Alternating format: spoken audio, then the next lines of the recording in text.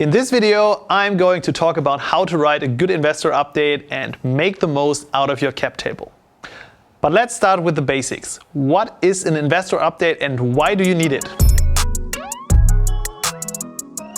So, after you have raised funding from investors, it is your job to keep every stakeholder in the loop and tell them how the company evolves. This is most likely also a clause in your shareholder agreement, but even if it's not, the best companies and founders still do it. In most cases, the investor update is a simple email or video that will be sent out regularly.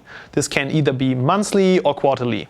In the update itself, you can communicate all the important things that happened in the previous period. This can range from current revenue and growth numbers to new team members or even press mentions. But we will come to the best practice structure later on. Let's first take a look at why you as a founder should care.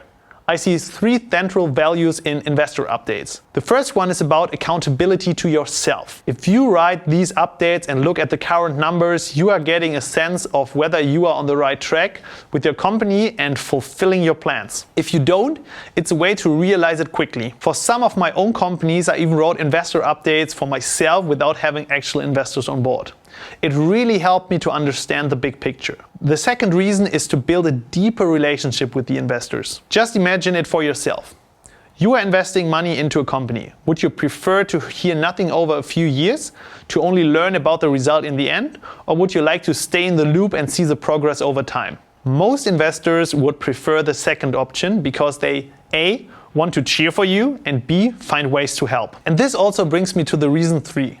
Most founders totally underestimate the power of their cap table. If you have chosen your investors not just for their money, the chances are pretty high that they can help you with a lot of different things. And the investor update is the place to ask for help. It can be anything from benchmarks, intros to potential clients, or just the employee search. So investors love to help because they have total alignment with you. They also want to see the company succeed.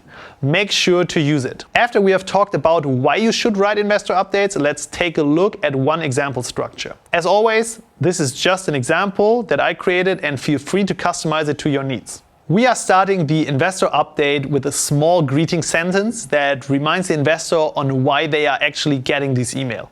You can also use this kind of section as a way to show your appreciation. After that, we are starting off with a small TLDR, too long didn't read section. This section is for everyone who doesn't want to read the whole email.